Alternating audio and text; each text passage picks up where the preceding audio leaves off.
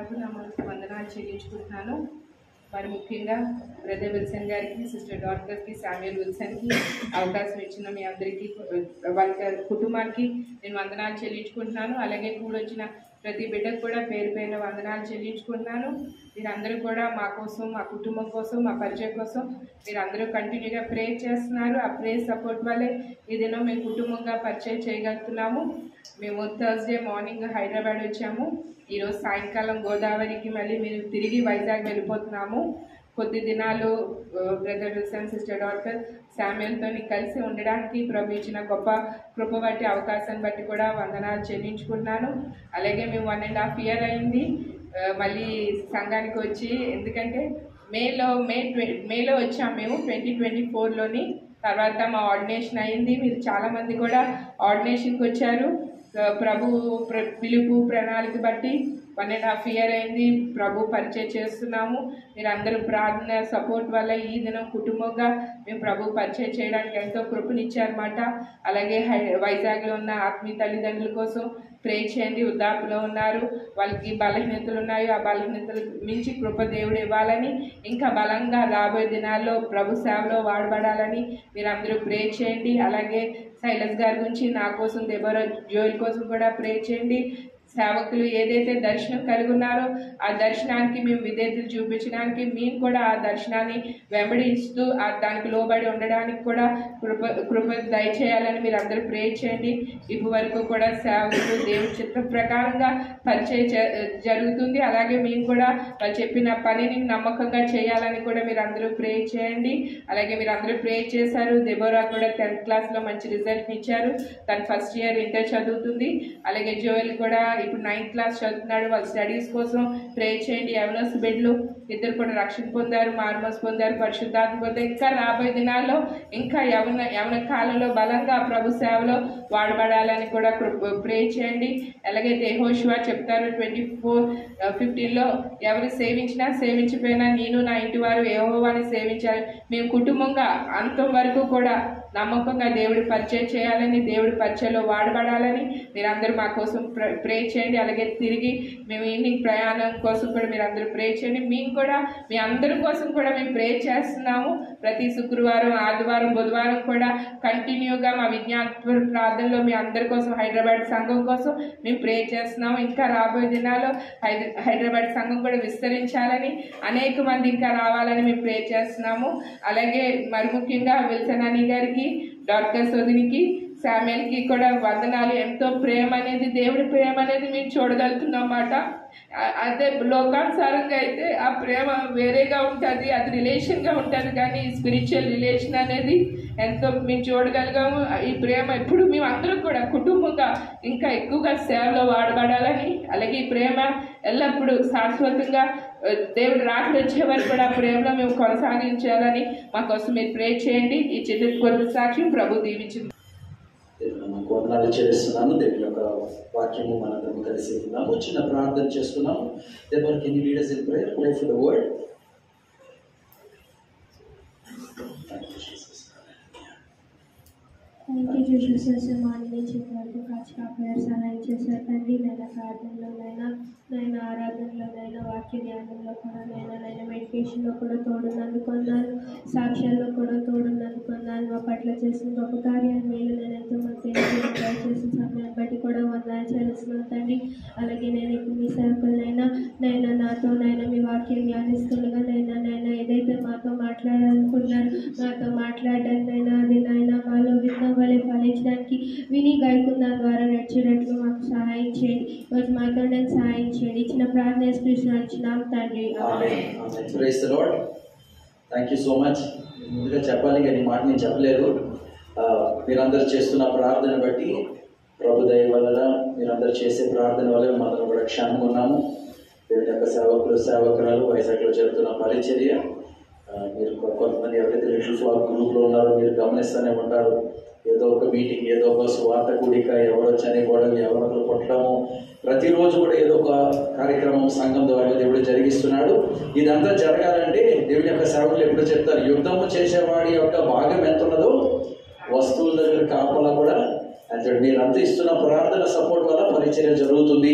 దయచేసి నిరంతరము మా నిమిత్తమై, సేవకుల నిమిత్తమై, వారి యొక్క ఆరోగ్య నిమిత్తమై, చేస్తున్న పరిచయ నిమిత్తమై దయచేసి ప్రతిదినం మీ ప్రార్థన జ్ఞాపకం ఉంచుకోండి. వైజాగ్ నుంచి వచ్చిన వారికి తెలుస్తుంది, సిస్టర్ శిరీష ఫీబీ ఆంటీ వాళ్ళ యొక్క కుమార్తె 2 days బ్యాక్, శిరీష కోడలు సిస్టర్ రూత్ 2 days బ్యాక్ తనకి షుగర్ కంప్లైంట్ ఉందని చెప్పేసి ఫెయిత్కి వచ్చారు. ప్రేయర్ చేయించుకుని హాస్పిటల్కి అడ్మిట్ అయ్యారు.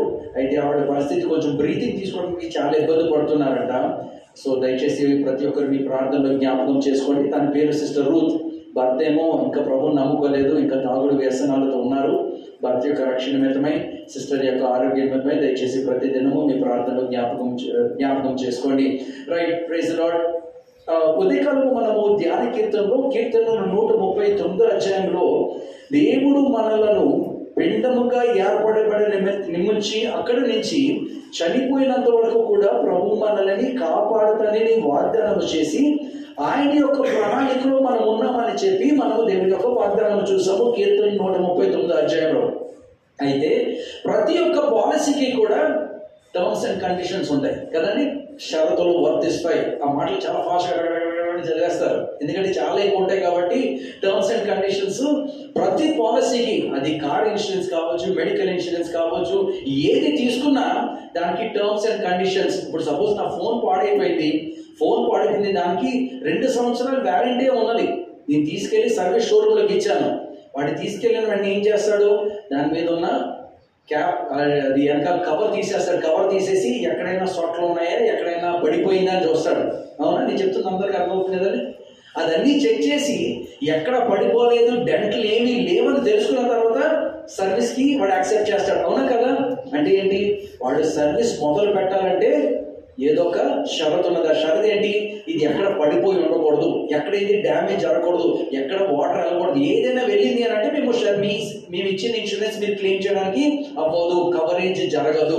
అయితే ప్రతి ఒక్క క్రైస్తవుడు కూడా సంతోషించేది ఏంటంటే, దేవుడు నన్ను భద్రపరుస్తాడండి, నేను దేవుని యొక్క బిడ్డనయ్యాను కాబట్టి నేను పిండముగా ఉంటున్నప్పటి నుంచి చచ్చిపోయే వరకు కూడా దేవుని యొక్క ఉద్దేశంలో, దేవుని యొక్క ప్రణాళికలో ఉన్నానని ప్రతి క్రైస్తవుడు కూడా సంతోషిస్తాడు కదా. కానీ అది షరతులు వర్తిస్తాయి అన్న విషయాన్ని జ్ఞాపకం చేయడానికి ఈ యొక్క మధ్యకాల సమయంలో దేవుని యొక్క వాక్యాన్ని మనం ధ్యానించుదాం. చదివిన ధ్యాన కీర్తనలు 139 అధ్యాయము 23-24 వచనాలు మనం చదువుకుందాం. Psalms chapter 139, 23 and 24. దేవా, నన్ను పరిశోధించి నా హృదయమును తెలుసుకొను, నన్ను పరీక్షించి నా ఆలోచన తెలుసుకొను. నీకు ఆయాస్కరమైన మార్గం ఏదైనా నా యందు ఉన్నదేమో చూడుము, నిత్య మార్గములో నన్ను నడిపిము. అయితే దేవుని యొక్క కవరేజ్ లో ఉన్నానని రిలాక్స్ అయిపోలే. నేను దేవుని యొక్క భద్రతలో ఉన్నాను, పిండముగా నుండి దేవుడు నన్ను ఏర్పరచుకున్నాడు, నా తల్లి గర్భంలో రూపింపబడడం ఏంటో ఆయనకు తెలుసు, నేను కూర్చోడం ఏంటో తెలుసు, నేను లేవడం ఏంటో తెలుసు, నేను ఎక్కడున్నా, ఆకాశంలో ఉన్నా, భూమి కింద ఉన్నా, నీటి కింద ఉన్నా, అన్ని ఆయనకి తెలుసు అని చెప్పి రిలాక్స్ అయిపోలే. టర్మ్స్ అండ్ కండిషన్స్ అప్లై, షరతులతో కూడినది. ఆ షరత్ ఏంటంటే, దేవా ఏమని ప్రార్థన చేస్తున్నాడు, దేవా నన్ను పరిశోధించి నన్ను పరీక్షించుము, నాలో నీకు విరుద్ధంగా నీకు ఆయాస్కరమైన మార్గము ఏదైనా ఉన్నదేమో నాలో చూడుము. షరతులు ఏంటంటే, నాలో కనుక ఏదైనా ఆయాస్కరమైన మార్గం ఉంటే టర్మ్స్ అండ్ కండిషన్స్ అప్లై. అది దేవుని యొక్క కవరేజ్ వర్తించదు, దేవుని యొక్క కవరేజ్ వర్తించదు. నేను దేవుని యొక్క బిడ్డను అయిపోయాను కదా, నా ఇష్టానుసారంగా నేను బ్రతికేస్తాను, నీ దేవుని బిడ్డను అయిపోయాను కదా, ఆయన పాలసీలో ఉన్నవన్నీ కూడా నేను కవర్ అయిపోతాయి, నేను నా ఇష్టానుసారంగా జీవిస్తాను అనడానికి వీలు లేదు. ఆయనకి ఆయాస్కరమైన మార్గము నాలో ఏదైనా ఉన్నది అని అంటే ఇన్సూరెన్స్ కవర్ చేయడానికి కుదరదు, ఇన్సూరెన్స్ క్లెయిమ్ చేయడానికి కుదరదు. అయితే ఈ యొక్క ఉదయకాల సమయంలో ఆయనకి ఆయాస్కరమైన మార్గము మనలో ఏ విధంగా ఉండొచ్చు అనేది వాక్యం నుంచి కొన్ని విషయాలు మనం పరిశీలించిన తర్వాత ఈ ప్రార్థన చేసుకుందాం. ఎఫెసీయులకు రాసిన పత్రిక మొదటి అధ్యాయము, ఎఫెసీయులకు రాసిన పత్రిక మొదటి అధ్యాయము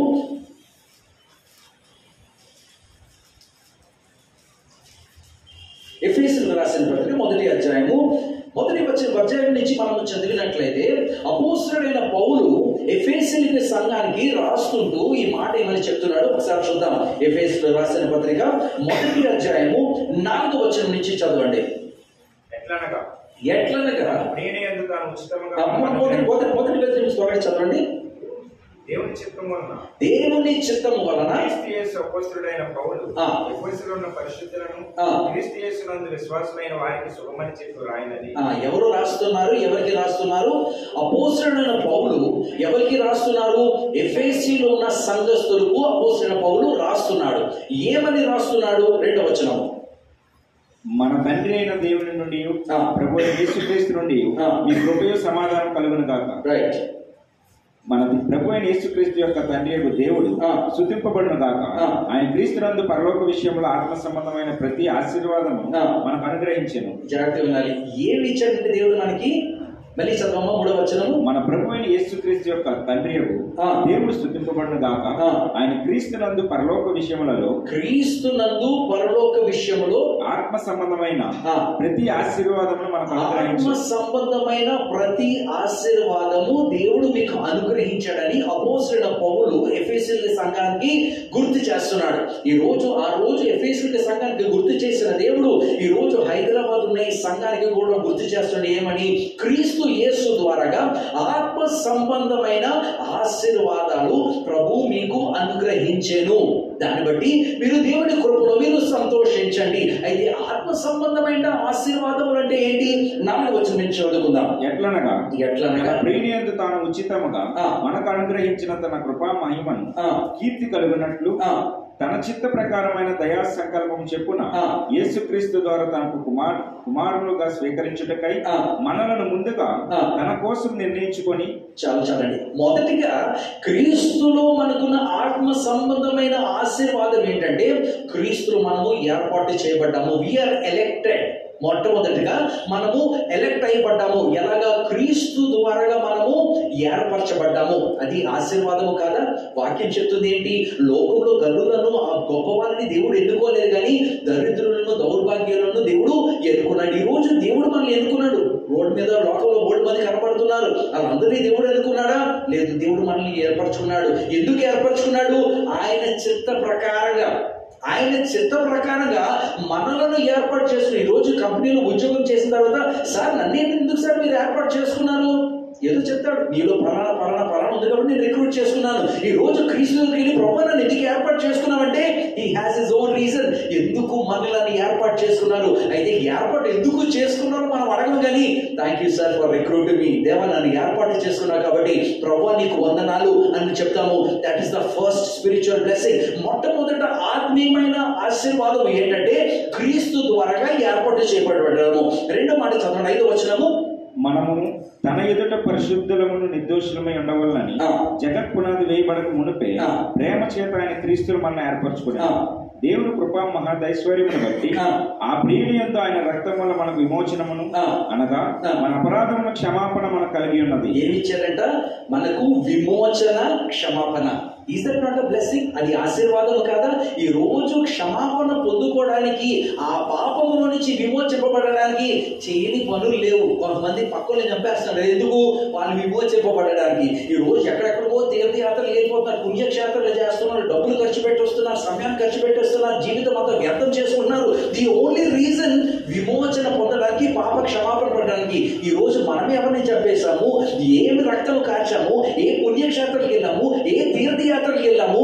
this is a spiritual blessing. ఇది ఆత్మ సంబంధమైన ఆశీర్వాదం. ఏంటంటే క్రీస్తు ద్వారా మొట్టమొదటిగా మనల్ని ఏర్పరచుకుంటే, రెండోదిగా మనల్ని విమోచించి పాపము నుండి మనల్ని నడిపించాడు యేసయ్య. ఈ పాపము నుంచి మనల్ని క్షమాపణ పొందుకున్నాము కాబట్టి ఈ రోజు అబ్బా తండ్రి అని పిలవగలుగుతున్నాం. అయితే యేసయ్య మన తండ్రి ఎలా వెళ్ళిపోయాడు? ఓకే, యూదులకి యేసయ్య తండ్రి అంటే ఓకే నమ్ముతాము. మీకు నాకు యేసయ్య తండ్రి ఎలా వెళ్ళిపోయాడు?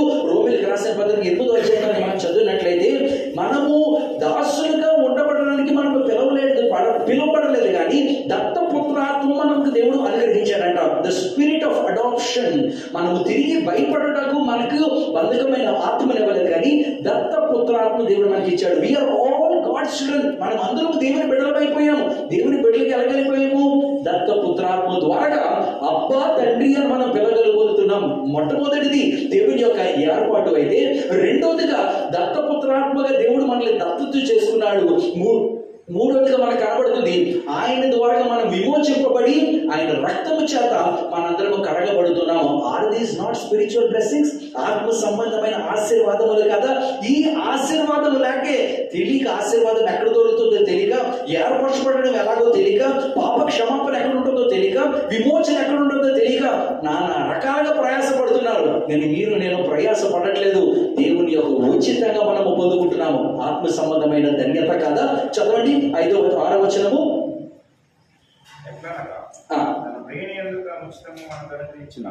Next verse. Go to verse 9. కాలము సంపూర్ణమైనప్పుడు జరగవలసిన ఏర్పాటును బట్టి ఆయన తన దయా సంకల్పము చెప్పున తన చిత్తమును గూర్చిన మర్మం మనకు తెలియజేసి, చిత్తము గూర్చిన మర్మము మనకి తెలియజేసి. ఈ రోజు మనందరికీ మర్మం తెలిసిందా? తెలిసింది. దేని గురించి మర్మము? యేసుక్రీస్తు భూమి మీద ఎందుకు వచ్చిన మర్మం మనకు తెలుసు. యేసుక్రీస్తు తిరిగి ఎందుకు లేచాడు మనందరికీ తెలుసు. యేసుక్రీస్తు ఎందుకు చనిపోయాడు మనందరికీ తెలుసు. ఈ రోజు మీరు నేను భక్తి ఎందుకు చేస్తున్నాం మనకి తెలుసు. ఈ మర్మం మనకి తెలియదు అనుకోండి. ఎందుకు భక్తి చేస్తున్నారు? ఏమోనండి. ఎందుకు చర్చికి వెళ్తున్నారు? ఏమోనండి. కానుకలు ఎందుకు ఇస్తున్నారు? ఏమోనండి. ప్రార్థన ఎందుకు చేస్తున్నారు? ఏమోనండి. కానీ మర్మము తెలిసిన మనకి సపోజ్ మనకి గమ్యస్థానం ఎక్కడుందో మనకి తెలుసు అనుకోండి. మీరు ఎక్కడికి వెళ్తున్నారు? పలానా పాలనగరంలో చర్చికి వెళ్తున్నానండి. గమ్యం మనకి తెలియదు అనుకోండి. ఏమోనండి, ఎక్కడికి వెళ్తున్నా మనకి తెలియదు. ఈ రోజు లోకంలో అనేక మంది భక్తి చేస్తున్నారు. వాళ్ళ గమ్యం ఏంటో వాళ్ళకి తెలియదు. వాళ్ళు చేస్తున్న భక్తి యొక్క మర్మం ఏంటో తెలియదు. But we as God children, దేవుని బిడ్డలుగా, క్రీస్తుకు బిడ్డలుగా ఉన్న మనము ఆ మర్మము మనకి దేవుని చిత్త ప్రకారంగా తెలియజేయబడింది కాబట్టి it is a spiritual blessing. ఈ రోజు మనం చేస్తున్న ప్రతి దానికి మనకు ఆధారం కనబడుతుంది. నేను ఎందుకు ప్రార్థన చేస్తున్నా నాకు తెలుసు. నేను ఎందుకు సంఘానికి వెళ్తున్నా నాకు తెలుసు. నేను ఎందుకు కానుకలు దశమ భాగం ఇస్తున్నా నాకు తెలుసు. నేను దేవుని ఎందుకు ప్రార్థన చేస్తున్నా తెలుసు. పాపాన్ని నేను ఎందుకు దూరం ఉంటున్నా నాకు తెలుసు. లోకం దూరం ఎందుకు వచ్చినా నాకు తెలుసు. కారణము ఆ మర్మము నాకు తెలియజేయబడింది. మీకు కనుక వర్క్ చేయమని చెప్పి టార్గెట్స్ మనకి ఇవ్వలేదు అనుకోండి, మీకు నచ్చిన టైంలో మీరు కంప్లీట్ చేసుకుంటారు. టార్గెట్స్ కనుక ఇచ్చేసారు అనుకో, టార్గెట్స్ కంప్లీట్ చేసి నాకున్న ఎంప్లాయ్మెంట్స్ ఏవి, నాకున్న ఇన్సెంటివ్స్ ఏవి అని అడుగుతారు. మర్మం మనకి తెలియజేయబడింది దేవుని బిడ్డలుగా. It is a great blessing. It's a spiritual blessing. మొదటిది ఏర్పాటు అయితే, రెండోది దత్తత చేయబడినట్లయితే, మూడోది దేవుని చేత విమోచింపబడి మనము పాప విషయంలో రక్షింపబడినట్లయితే, నాలుగోదిగా క్రీస్తు యొక్క మర్మము మనకి తెలియజేయబడింది. చదవండి 11వ వచనము. మనకు సంపూర్ణమైన జ్ఞాన విమోచన కలుగుటకు, సంపూర్ణమైన జ్ఞాన విమోచన కలుగుటకు కృపణ మనలను విస్తరింపజేసెను. కృప మనలను విస్తరింపజేసెను. సంకల్పన బట్టి ఆయన పరలోకంలో ఉన్నవే గాని భూమి మీద ఉన్నవే గాని సమస్తము క్రీస్తునందు ఏకంగా సమకూర్చవలనని తనలో తాను నిర్ణయించుకుని, మరియు క్రీస్తునందు ముందుగా నిరీక్షించిన మనం తన మహిమ కీర్తి కలుగు చేయవలనని దేవుడు తన చిత్త ప్రకారమైన సంకల్పమును బట్టి మనలను ముందుగా నిర్ణయించి ఆయన యందు స్వాస్థ్యంగా ఏర్పరిచారు. ఎలా ఏర్పరిచారంట? వీఆర్ గాడ్స్ చిల్డ్రన్ అనే విషయం మనం అర్థం చేసుకుంటే, దేవుని బిడ్డలకు ఉన్నామని అర్థం చేసుకుంటే, ఆయన స్వాస్థ్యానికి మనం వారసులుగా ఉన్నామని అర్థం చేసుకుంటాం. మధ్యాహ్నం ఇంటికి వెళ్ళిపోతున్నప్పుడు సడన్ గా ఫోన్ కాల్ వచ్చి, ఎవరండి మీరంటే, నేను రేవంత్ రెడ్డి గారు సీఎం ఆఫీస్ నుంచి ఫోన్ చేస్తున్నాను, అర్జెంట్ గా మేము అన్నారు అనుకోండి. ఏమంటాం? తర్వాత వస్తానంటావా? పరిగెట్టుకుంటూ వెళ్ళిపోతావా? ఇంకా ఎలా వెళ్తామో మనకు తెలియదు. మరో నిమిషం అక్కడ ఆగిపోతాం. అక్కడికి వెళ్ళిన తర్వాత మిమ్మల్ని సీఎం గారు దత్తత చేసుకుందాం అనుకుంటారంటే, ఆయన స్వాస్థ్యాన్ని మీకు వారసత్వం ఇద్దాం అనుకుంటారంటే ఏమంటారు మీరు? డాడీకి ఫోన్ చేసి అడుగుతానంటారా? ఇంకేం ఆలోచన లేదు. ఎక్కడ పెట్టాలి సంతకం చెప్పండి, ఎన్ని పెట్టాలి చెప్పండి సంతకం. ఎందుకు? ఆ వారసత్వం యొక్క విలువ మనకి తెలుసు కాబట్టి. ఈ రోజు క్రీస్తు యొక్క వారసత్వం దేవుడు మనకి అనుగ్రహిస్తాను అన్నాడు. దాని యొక్క జ్ఞానం మనకి అర్థం అవట్లేదు కాబట్టి, ఏమోనండి క్రీస్తు నమ్ముకున్నామే, క్రైస్తువులు ఎందుకో తెలియక మా అమ్మ నాన్నలు ప్రభు నమ్ముకున్నారండి, ఏం చేస్తాడు వాళ్ళు నమ్ముకున్నారు, నేను నమ్ముకున్నా. ఆ మాటలు ఎందుకు వచ్చాయంటే, మనకున్న ఆత్మిక ఆశీర్వాదాలు ఏంటో మనకి తెలియలేదు, మనకున్న స్వాస్థ్యం ఏంటో మనకి తెలియదు. ఈ ఉదయకాల సమయం దేవుడు మనకి జ్ఞాపకం చేస్తున్నాడు. అపోస్తలుడైన పౌలు ఎఫెసీకి సంఘాన్ని జ్ఞాపకం చేశాడు. ఈ రోజు హైదరాబాద్ ఉన్న సంఘానికి యేసే మనకి జ్ఞాపకం చేస్తుంది ఏంటంటే, మనము దేవుని యొక్క ఆత్మీయ ఆశీర్వాదాలు మనం పొందుతున్నాం. ఆ ఆశీర్వాదం ఏంటంటే, దేవుని చేత ఏర్పడడమే ఆశీర్వాదము, దేవుని ద్వారా మనము దత్తత చేయబడడమే ఆశీర్వాదము, ఆయన చేత విమోచింపబడడమే ఆశీర్వాదము, ఆయన చేత పాప క్షమాపణ పొందడే ఆశీర్వాదము, ఆయన యొక్క మర్మము మనకి తెలియజేయడమే ఆశీర్వాదం. అయితే ఆయన స్వాస్థ్యానికి మనల్ని వారసులుగా చేయడము మరొక ఆశీర్వాదమై, ఈ యొక్క ఆత్మీయమైన ఆశీర్వాదాలు మనకి కలుగుతాయని చెప్పి జ్ఞాపకం చేస్తున్నాడు. 13వ వచనం చదవండి.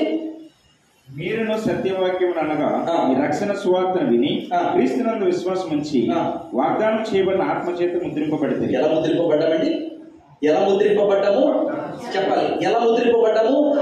ఆత్మ చేత మనము ముద్రింపబడ్డాము. మన హెబ్రీయులకు రాసిన పత్రికలో మనం చూసినట్లయితే మన యొక్క ఆత్మిక జీవితాన్ని కాపాడడానికి పరిశుద్ధాత్మ దేవుడు, ఆత్మదేవుడు మనకి సహాయం చేస్తున్నాడట. యోహాను సువార్త 16:7 కనుక చదివినట్లయితే పరిశుద్ధాత్మ మీలోకి వచ్చిన తర్వాత పాపాన్ని గురించి, నీతిని గురించి, తీర్పుని గురించి మనల్ని ఒప్పింపజేస్తాడంట. ఈరోజు మన ఆత్మీయ జీవితం మనం కొనసాగిస్తున్నాం. మనం ఏదో కొనసాగించేసుకోగలుగుతున్నామా? తప్పులు వద్దు అని అనగలుగుతున్నామా? లోకాన్ని మనం ద్వేషించగా మనం సొంతంగా చేయగలమా? చేయలేమండి. కానీ ఎవరి ద్వారా జరిగిస్తున్నాము? మనలున్న ఆత్మ మనల్ని కాపాడుతుంది. వాక్యం చెప్తుంది పరిశుద్ధాత్మ ద్వారా మీరు ముద్రింపబడ్డారు. దేనికి? ఆయన రాకడ కొరకే మనం ముద్రింపబడ్డాము. That is the seal of the holy spirit. ఆత్మ ఏం చేస్తుంది? దేవుని రాకడ కొరకే మనల్ని పాపం నుంచి, తీర్పుల గురించి ఒప్పింప చేస్తూ మనల్ని ఆయన రాకడ కొరకే మనల్ని సిద్ధపరుస్తుంది. ఆత్మీయమైన ఆశీర్వాదం కాదా? ఇన్ని ఆత్మీయమైన ఆశీర్వాదాలు ఇచ్చిన దేవుడు ఏమంటాడంటే, మీకు ఈ ఆత్మీయమైన ఆశీర్వాదాలు అన్ని ఇస్తా, కానీ ఒక పని చేయాలి. మీకు కవరేజ్ ఇస్తా. ఎక్కడి నుంచి? పెండం నుంచి చచ్చిపోయే వరకు కూడా మీకు లైఫ్ టైం కవరేజ్ ఇస్తా, కాంప్రిహెన్సివ్ కవరేజ్ ఇస్తా. మీరు అప్లై చేసుకోవాల్సిన అవసరం లేదు, ఫ్రీగా ఇచ్చేస్తా. నేనే కనుక్కుంటాను మీ ప్రాబ్లం ఏంటో, నేనే మీకు అవసరాలు తీరుస్తా. కానీ షరతులు వర్తిస్తాయి. ఏంటో షరతులు? నీలో ఆయుష్కరమైన మార్గము ఆయన దృష్టికి ఏది ఉండకూడదు. అయితే దేవుడు ఆయుష్కరమైన మార్గం ఏంటి? 5వ వచనం ఒకసారి చదువుతాం. 4వ వచనము ఎట్లనగా తన ప్రియులను తాను ఉచితము మనకనుగ్రహించిన తన కృప మహిమకు కీర్తి కలుగునట్లు తన చిత్త ప్రకారం దయా సంకల్పం చెప్పున యేసుక్రీస్తు ద్వారా తన కుమారునిగా స్వీకరించుటకు మనల్ని ముందుగా తన కోసం నిర్ణయించుకొని మనం తన ఎదుట పరిశుద్ధులను నిర్దోషులమై ఉండవల్ల. తన ఎదుట ఎలా ఉండాలంట? పరిశుద్ధులుగా, నిర్దోషులుగా. దేవుడు మనకి ఆత్మీయమైన ఆశీర్వాదాలన్నీ ఇచ్చాడు. He has given us all the spiritual blessings. మనకి లైఫ్ టైం కవరేజ్ చేస్తానని వాగ్దానం చేశాడు. ఆయన మన నుంచి కోరుతున్నది ఏంటంటే, మనలో ఏముండాలంట? పరిశుద్ధత, నిర్దోషత్వం. పరిశుద్ధత, నిర్దోషత్వం కనుక మన జీవితంలో కనపరచకపోలేము అనుకోండి, ప్లాన్ వర్తించదు, పాలసీ వర్తించదు, టర్మ్స్ అండ్ కండిషన్స్ లో మనం ఫిట్ అవ్వము. అయితే మన జీవితంలో ఎంతవరకు పరిశుద్ధత ఉన్నదో మనం చూసుకుందాం. పరిశుద్ధత అంటే నేను జీవిస్తున్న ఈ లోకం అటువంటిదండి. ఇటువంటి లోకంలో జీవిస్తూ పరిశుద్ధత ఉండాలని కోరడం తప్పండి. నన్ను వేరే ఐలాండ్ లో పెట్టేసేయండి, వేరే దేశంలో ఎక్కడ నేను పెట్టేసేయండి, అక్కడ నేను పరిశుద్ధత నేను కొనసాగించి, ఎందుకంటే పాపం ఉండదు, అందరూ ప్రార్థన పనులు ఉంటారు. కానీ ఫ్రెండ్స్ చుట్టూరు పాపం చేసేవాళ్ళు, చుట్టూరు తాగుడు తాగేవాళ్ళు, చుట్టూరు తప్పులు చేసేవాళ్ళు, వాళ్ళ మధ్య నుండి తాగకుండా అనేది మీకు అర్థమవుతుంది ఏంటండి అని మనం ప్రశ్నిస్తే వెంటనే దేవుడు దానియేలుని చూపిస్తాడు. దానియేలు ఎక్కడ ఉన్నాడండి? తన ఇశ్రాయేలు దేశంలో ఉన్నాడు. దానియేలు చెర పట్టబడిపోయి ఎక్కడికి వెళ్ళిపోయాడు? బబులోను దేశంలోకి వెళ్ళిపోయాడు.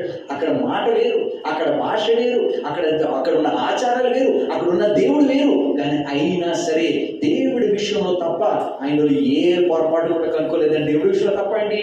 వాళ్ళ దేవుడు వీళ్ళ దేవుడు వేరు, అది తప్ప ఆయన తప్పని ఏమీ కూడా కనుక్కోలేదంట. అది దేశం వేరు, భాష వేరు, దేవుడు వేరు, వాళ్ళ యొక్క ఆచారం వేరు. అయినా సరే ప్రతి దినము యథావిధంగా ఆయన ప్రార్థన చేసుకుంటూ నేను వెళ్ళిపోయాడు. దానిని చేయగలిగిన దానియేలు, యోసేపు చేయగలిగినప్పుడు మనం ఎందుకు చేయలేం? మనము చేయగలం. అయితే దేవుడు కూడా అదే కోరుతున్నాడు మన నుంచి. నీకు ఆత్మీయమైన ఆశీర్వాదాలు అన్నీ ఇస్తా. పరిశుద్ధత, నిర్దోషత్వము కనపరుచుకోవాలి. అయితే జీవిస్తున్న ఈ లోకంలో మనం అనొచ్చు చాలా కష్టమని, దేవుని యొక్క వాక్యం చెప్తుంది లేదు కష్టం కాదు, అది సులువే. ఎలా సులువు? వాక్యం నుంచి చూద్దాం. 2 కొరింథీయులకు రాసిన పత్రిక 5వ అధ్యాయము 17వ వచనం. త్వరగా సహాయం చేయండి. 2 కొరింథీయులకు రాసిన పత్రిక 5వ అధ్యాయము 17వ వచనము. కాగా ఎవడైనా క్రీస్తునందు ఉండిన ఎడల వాడు నూతన సృష్టి, పాతవి గతించెను. ఎందుకు పాతవి గతించి కొత్తవి ఎలాగొచ్చేసాయి? క్రీస్తును మనము ధరించుకున్నాము. ఎవరైనా క్రీస్తులో ఉంటే, చాలాసార్లు మనం క్రీస్తులో మనం చెప్పుకోవడానికి సిగ్గుపడతాం. ఎందుకంటే మన భాష అలా ఉండదు, మన జీవితం అలా ఉండదు, మన అలవాట్లు. క్రైస్తుడిగా అన్నాడు కానీ చూడడం మాటలు ఎలాగున్నాయి, ఈ అమ్మాయి క్రైస్తుడు అంటుంది కానీ చూడు దాని అలవాట్లు ఎలాగున్నాయి అని అంటారని నేను క్రిస్టియన్ చెప్పుకోవడానికి చాలా మంది సిగ్గుపడతారు. దేవుని యొక్క వాక్యం చెప్తుంది, ఎవరైనా క్రీస్తునందు ఉండని ఎడల ఆయన నూతన సృష్టి, పాతవి గతించిపోతాయి, సమస్తము కొత్తవైపోతాయి. ఈ రోజు పాత జీవితం విడిచిపెట్టకుండా, తాగుడు జీవితం విడిచిపెట్టకుండా, దొంగ పనులు విడిచిపెట్టకుండా, లోకానుసారమైన జీవితం విడిచిపెట్టకుండా, యేసయ్య నన్ను కాపాడాలి, యేసయ్య నన్ను తీసుకెళ్ళంటే జరగరాని పని అది. జరగరాని పని. ఎందుకు జరగరానిదంటే నాది ఫోన్ 2 years నుంచి వారంటీ ఉందండి, కానీ ఫోన్ పడిపోయి కేసు క్రాక్ వచ్చిందండి. ఇన్సూరెన్స్ వర్తించదు.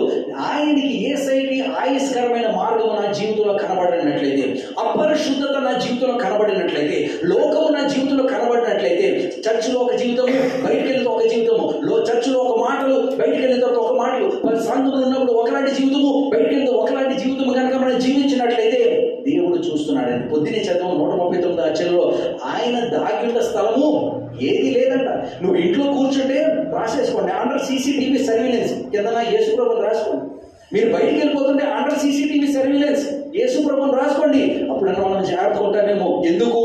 మన యొక్క అపరిశుద్ధత కనుక కనబడినట్లయితే మన జీవితంలో యేసయ్య యొక్క కార్యము, యేసయ్య యొక్క భద్రత, యేసయ్య యొక్క రక్షణ మన జీవితంలో కనబడదు. మరొక విధంగా మనం ఏ విధంగా మనము అపరిశుద్ధత కాకుండా పరిశుద్ధత మనం కాపాడుకోగలమంటే, మొట్టమొదటిగా యేసయ్య యొక్క జీవితము అంటే యేసు కలిగిన జీవితం మనం జీవించినట్లయితే ఒక పాత జీవితం గతించిపోతుంది, సమస్తము కొత్తవైతుంది. కీర్తన 119 అధ్యాయం 9 వచనం చదువుకుందాం. Psalms chapter 119 verses 9. కీర్తనలు 119 అధ్యాయం 9 వచనము. యవ్వనస్తులు దేని చేత తమ నడతను శుద్ధపరచుకుంటారు, ఈ వాక్యమును బట్టి దాన్ని జాగ్రత్తగా చూసుకోవడం చేతనే కదా నా పూర్ణ హృదయంతో నేను వెతికి ఉన్నాను. 11 వచనము. నీ ఎదుట నేను పాపము చేయకుండా నా హృదయంలో నీ వాక్యం ఉంచుకొని ఉన్నాను. ఎలా ఉండాలంటే ఏం ఉంచుకోవాలి హృదయంలో? దేవుని వాక్యము నా హృదయం ఉంచినట్లయితే వాక్యము నన్ను పాపము చేయకుండా కాపాడుతుంది. నా స్వయంగా నేను కాపాడుకోలేను. నా స్వయము, నా శరీరం చెప్తుంది పాపం చేయమని, నా కాళ్ళు చెప్తున్నాయి పాపం చేయమని, నా జీవితం చెప్తుంది పాపం చేయమని. కానీ దేవుని యొక్క వాక్యము నా జీవితంలో కనుక ఉన్నట్లయితే పాపము చేయకుండా దేవుని యొక్క వాక్యము నన్ను కాపాడుతుంది అంటారు. పాప లోకంలో జీవిస్తున్న మనము పరిశుద్ధత కొనసాగించుకోవడము లోకానుసారంగా అసాధ్యమేమో, కానీ క్రీస్తు బిడ్డగా అది అసాధ్యము కాదు. ఎందుకంటే నేనున్న దేవుని యొక్క వాక్యము, నానున్న దేవుని యొక్క వాక్యము పాపము చేయకుండా మనల్ని కాపాడుతుంది. దేవుని యొక్క కవరేజ్ లో మనల్ని ఉంచుతుంది. ఎలాగా? దేవుని యొక్క వాక్యం నా జీవితం ఉన్నట్లయితే, మొట్టమొదటిగా క్రీస్తుని నేను కలిగి ఉన్నట్లయితే పాపము చేయడానికో చేయకుండా పరిశుద్ధమైన జీవితం కొనసాగించడానికి అవుతుంది. రెండోది, దేవుని యొక్క వాక్యము కనుక నా హృదయంలో ఉన్నట్లయితే పాపము చేయకుండా పరిశుద్ధంగా జీవించడానికి అవుతుంది. రోమీయులకు రాసిన పత్రిక 13 అధ్యాయము 14 వచనం చదువుకుందాం. The book of Romans chapter 13 and verses 14. పరిశుద్ధంగా ఉండాలని యేసే కోరుతున్నాడు. ఆత్మిక సంబంధమైన ఆశీర్వాదాలు దేవుడు మనకి ఇస్తాడు. సంతోషమే. ఆత్మిక సంబంధమైన ఆశీర్వాదాల విషయంలో మనము అందరం కూడా సంతోషిస్తున్నామే. కానీ దేవుడు అడుగుతున్న పరిశుద్ధత మనము ఉన్నదా? ప్రశ్నించుకుందాము. చదువుదాము. రోమీయులకు రాసిన పత్రిక 13 అధ్యాయము 14 వచనం. మెట్టుకు ప్రభువైన యేసుక్రీస్తు ధరించుకున్న వారే శరీరేచ్ఛలు నెరవేర్చుటకు శరీర విషయము శరీర విషయంలో ఆలోచన చేసుకోకండి. ఇంగ్లీష్ లో చెప్తుంది, make no provision for the flesh to fulfil the lust thereof. ఎలా ఉంటుందంటే, సినిమా టికెట్ తీసుకున్నాం ఏమండి, మంచి కావాల్సిన సీట్లోనే మనం కూర్చున్నాం. సీట్లో కూర్చున్న తర్వాత ప్రభా ఈ సినిమా చూడకుండా నన్ను కాపాడండి ప్రభా అని ప్రార్థన చేస్తూ ఉంటుంది. చాలా మంది ఇదే చేస్తున్నారు. నేను పాపం చేయకూడదు అని they are making provision for the flesh. మరి ఒకసారి చదవమని 13-14. మెట్టుకు ప్రభువైన యేసుక్రీస్తును ధరించుకున్నవారే శరీరేచ్ఛలు నెరవేర్చుకుంటారు. శరీరము విషయమై ఆలోచన చేసుకొనుకుని శరీర విషయంలో ఆలోచిస్తూ మీరు శరీర విషయం నెరవేర్చుకోవద్దని చెప్పి చాలా మంది ప్రార్థన చేస్తున్నారు. జేబులో డబ్బులు పెట్టుకున్నాము, ఎక్కడికి వెళ్ళాము? బార్ షాపులకి వెళ్ళాము, కౌంటర్ దగ్గర డబ్బులు ఇచ్చాము, కొనుక్కున్నాము, బాటిల్ జేబులో పెట్టుకున్నాం. ప్రభా ఈ పాపం చేయకుండా నన్ను కాపాడండి. నువ్వు ఆల్రెడీ రెడీ చేసుకున్నావు. శరీరీచ్ఛను నెరవేర్చడానికి నువ్వు అన్ని సిద్ధం చేసుకున్నావు. ఇక నెక్స్ట్ చేసేది ఏంటి? శరీరీచ్ఛే. వాక్యం చెప్తుంది ఆ ప్రిపరేషన్ చేయొద్దు. ఆ ప్రిపరేషన్ నువ్వు అది తప్పు అని అనిపించినప్పుడు అక్కడి నుంచి పారిపో. అది కరెక్ట్ కాదు, అపరిశుద్ధత అంటే అక్కడి నుంచి వెళ్ళిపో. దానికి నువ్వు అరేంజ్మెంట్స్ చేయొద్దు అని దేవుని యొక్క వాక్యం చెప్తుంది. మనం ఏం చేస్తాం? అన్ని అరేంజ్మెంట్ చేసేసి ప్రభు నువ్వు పరిశుద్ధుడైన దేవుడు, నన్ను పరిశుద్ధంగా ఉండాలని కోరుతున్నావు తండ్రి, ఈ అపరిశుద్ధత చేయకుండా నన్ను కాపాడు. నువ్వు ఎక్కడ కూర్చున్నావు? దేవుడు కూర్చున్నావు, జైలు పెట్టుకున్నావు, బార్ బాటిల్ పెట్టుకున్నావు, ఇంకేం చేస్తున్నావు? చెడు తలపులన్నీ కలిగిన. Don't make provision for the flesh to fulfil the lust thereof. శరీర ఇచ్చలు నెరవేర్చడానికి శరీర ఇచ్చలు నువ్వు ఏర్పాట్లు చేసుకోవద్దు. ఎప్పుడైతే మనం చేస్తామో, ఏర్పాట్లు చేయకుండా మనం ఎప్పుడైతే దేవుని ఎడల మన పరిశుద్ధత కలిగి జీవిస్తామో దేవుని యొక్క కవరేజ్ లో మనకు వచ్చేస్తాం. మనందరికీ తెలుసు యోసేపు గురించి. ఐగుప్తు దేశానికి బానిసగా వెళ్ళిపోయాడు. అయితే ఐగుప్తు దేశానికి వెళ్ళిపోయిన తర్వాత పాపం అంటూ ఏమీ లేదు. ఏదైతే ఫరో యొక్క భార్య తను శోధించిందో ఐగుప్తు దేశంలో అది పాపం కాదు. కానీ యోసేఫ్ అన్నాడు, నా దేవుని దృష్టికి నేను పాపం ఫరో దృష్టిగా అనలే. ఫరో దృష్టిగా ఎందుకు అనలేదు? అది అక్కడ పాపం కాబట్టి కాదు. కాబట్టి మనం జీవిస్తున్న ఈ యొక్క సొసైటీలో తాగడం పాపం కాకపోవచ్చు, బాయ్ ఫ్రెండ్స్ గర్ల్ ఫ్రెండ్స్ కలగడం పాపం కాకపోవచ్చు, అబద్ధాలు ఆడడం పాపం కాకపోవచ్చు, తప్పు పనులు చేయడం పాపం కాకపోవచ్చు. కానీ దేవుని యొక్క ఆత్మ నీలో ఉన్నది. మనలో ఉన్న దేవుని యొక్క ఆత్మ పాపం గురించి, నీతి గురించి, తీర్పు గురించి మనకు ఒప్పింపజేసినప్పుడు make no provision for the flesh. శారీరక ఇచ్చలు నెరవేర్చడానికి శారీరక ఇచ్చలను మనము ఏర్పాట్లు చేసుకోవద్దని దేవుని యొక్క వాక్యము మనల్ని ఖండిస్తూ ఉన్నది. చదువుదాం. గలతీయులకు రాసిన పత్రిక 5వ అధ్యాయము 16వ వచనము. గలతీయులకు రాసిన పత్రిక 5వ అధ్యాయము 16వ వచనం ముగించేస్తున్నాను. త్వరగా చదవండి. నేను చెప్పినదేమనగా ఆత్మానుసారంగా నడుచుకోండి. మనం ఏం చేయలేం, శారీరక నెరవేర్చకూడదు అంటే రెండో ఆప్షన్కి ఏమైనా వెళ్ళిపోవాలి, రెండో మోడ్ ఆన్ చేయాలి. ఏ మోడ్ ఆన్ చేయాలి? ఆత్మానుసారమైన మోడ్ ఆన్ చేస్తే శారీరక నెరవేర్. మనం మోస్ట్ ఆఫ్ ద టైం ఏం చేస్తాం, దాన్ని ఆఫ్ చేస్తాం. ఆత్మను ఊరుకోకసేపు అందుగురించి ఆత్మను ఆర్పకుడి అని అంటుంది. మనము అయితే ఆత్మను నడవాలి, లేకపోతే ఆత్మను మనం ఆర్పేసేయాలి. చాలాసార్లు శారీరకంగా మనం నడవాలని ఉద్దేశం కలిగిన మనము ఆత్మను మనం ఆర్పేస్తున్నాము, శరీర మోడ్ని స్విచ్ ఆన్ చేసేస్తున్నాము. ఈ ఉదయకాల సమయంలో దేవుడు మనల్ని ఆత్మిక సంబంధమైన ఆశీర్వాదాలతో ఆశీర్వదించింది అపరిశుద్ధమైన జీవితం జీవించడానికి కాదు. The terms and conditions apply. ఆ షరతులు ఏంటంటే పరిశుద్ధంగా మనం ఉండాలని దేవుడు కోరుతున్నాడు. అయితే పరిశుద్ధం ఉండాలని కోరిన దేవుడు మనకి సహాయం చేయడానికి కూడా సిద్ధంగా ఉన్నాడు. ఎలాగా?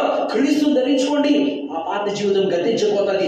వాక్యము మీ జీవితంలో ఉంచుకోండి, హృదయం ఉంచుకోండి, పాపము దూరం ఉండిపోతుంది. శరీరీచ్చలు నెరవేర్చడానికి శరీరీచ్చలు మీరు ఏర్పాట్లు చేసుకోవద్దు, ఆత్మానుసారంగా నడవండి. శరీరీచ్చలు నెరవేర్చరు. ఈ ఉదయకాలం దేవుని వాక్యం వింటున్న మనము శరీరీచ్చలు మనం నెరవేరుస్తున్నామా? ఆత్మ విషయాలు మనం నెరవేరుస్తున్నామా? దేని మనం నెరవేరుస్తున్నామని మనకి తెలుసు. ఎవరికి మనం సమాధానం ఏమవసరంలే. మనము శారీరక మనం నెరవేరుస్తున్నామంటే దేవుని యొక్క ఆత్మ చేత మనము నడిపింపబడట్లేదు అనే విషయాన్ని మనం అర్థం చేసుకోవాలి. ఈ ఉదయకాల సమయంలో నాలో ఏవైనా ఆయుష్కారమైన మార్గం ఉన్నదేమో తెలియచేయము అని కీర్తనకారుడు ప్రార్థన చేస్తున్నాడు. ఒకసారి మన కీర్తన 139:24 వచనం చూసుకుందాం త్వరగా. కీర్తన 139:24 వచనము. నీకు ఆయాసకరమైన మార్గము నా యందు ఉండని ఎడల చూడుము. ఆయాసకరమైన మార్గము లేకపోతే ఎక్కడికి వెళ్ళిపోతాము?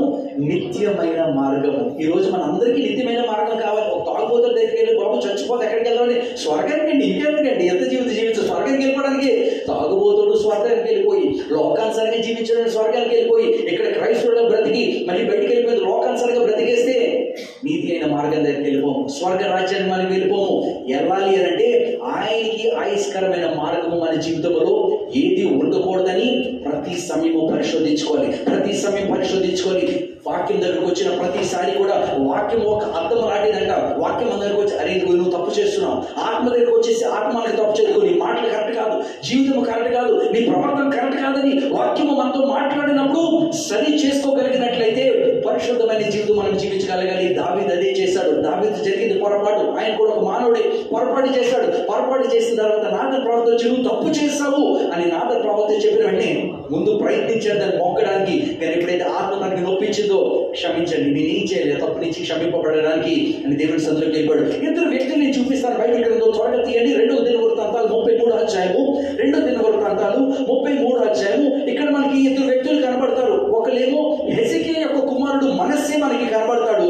తన జీవితంలో మనస్సే దేవుడికి వ్యతిరేకంగా తను జీవించినప్పుడు దేవుడు తన శత్రువులకు అప్పచెప్పేస్తాడు. చదవండి 11వ వచనము. 2వ దినవృత్తాంతాలు 33వ అధ్యాయము 11వ వచనము. కాబట్టి యెహోవా అష్షూరు రాజు యొక్క సైన్యాధిపతులను వారి మీదకి రప్పించెను.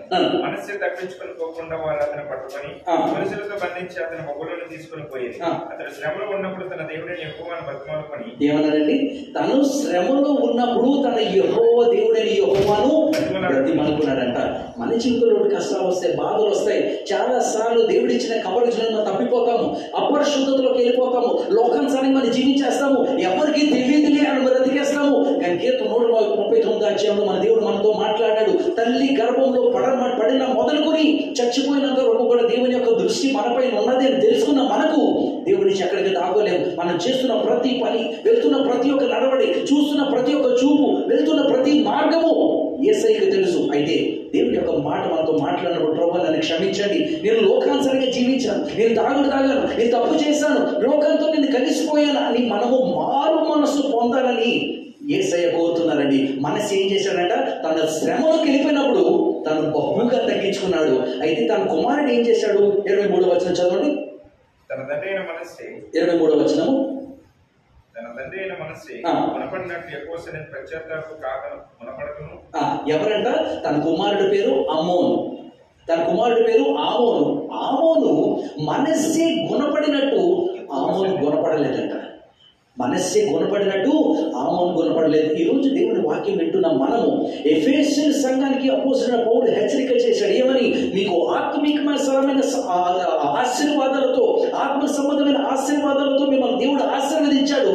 కానీ పరిశుద్ధత, నిర్దోషత్వం దేవుడు కోరుతున్నాడని దేవుడు సంఘంతో మాట్లాడినాడు. ఈరోజు మనందరితో మాట్లాడిన తర్వాత పరిశుద్ధత ఉండాలి. పరిశుద్ధత లేకపోతే అభివృద్ధి రాసిన పత్రిక 11వ అధ్యాయము 6వ వచనంలో పరిశుద్ధత విశ్వాసము లేకుండా ఎవరు దేవునికి ఇష్టలుగా ఉండలేరు. అంతే సింపుల్. ఈ రోజు నేను ఉండలేనంటే దేవునికి ఇష్టలుగా ఉండలేను. ఎబ్రిల్ రాసిన పత్రిక 11వ అధ్యాయం 6వ వచనంలో పరిశుద్ధత విశ్వాసము లేకుండా, without faith and holiness it is impossible to please the lord. దేవుణ్ణి మనము సంతోషపరచలేము. ఎంత బ్రతికి కూటాలకి వెళ్ళి, ఆదివారం వెళ్ళి, శుక్రవారం వెళ్ళి, కానుకలు ఇచ్చి, దశమ భాగాలు ఇచ్చి, ఏదో లోకం నుంచి ప్రతిజ్ఞ కలిగి జీవించి చివరికి స్వర్గరాజ్యానికి వెళ్ళలేకపోయిందని అనుకోండి, దానివల్ల మనకు వచ్చే ఉపయోగం అంతా కూడా నష్టమైపోతుంది. ఈరోజు దేవుడు మనందరితో మాట్లాడుతున్నారు. దేవుడు మనల్ని ఆత్మీయమైన ఆశీర్వాదంతో మనం ఆశీర్వదించాడు.